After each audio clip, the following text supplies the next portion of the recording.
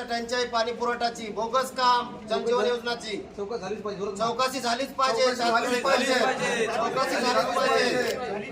पुरवठ्याचे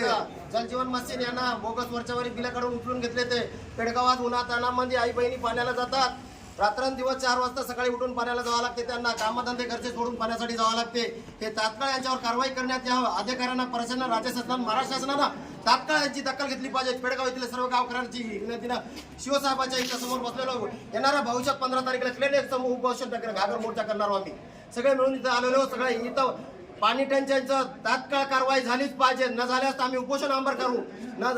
ठेकेदारावर गुन्हे दाखल करायला पाहिजेत जेवढे कर्मचारी त्यांना दखल घेतलेच पाहिजेत महाराष्ट्र शासन आणि राज्य शासनानं तात्काळ करावे ही आमची कळकळीची विनंती आहे राहणार पेडगावातील गावकरी मंडळी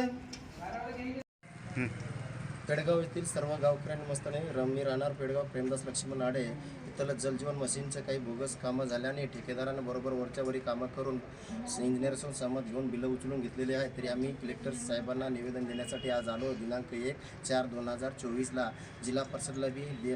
निवेदन देणार आहोत तरी या निवेदनाच्या 15 तारखेपर्यंत जर आम्हाला पाणी टंचाई दूर नाही झाली तर आम्ही आंबर उपोषण मांडणार आहोत कलेक्टर साहेबाच्या कलेक्टर साहेब समोर तरी प्रशासनाने दखल घ्यावी यांच्यावर तात्काळ कारवाई करावी अशी विनंती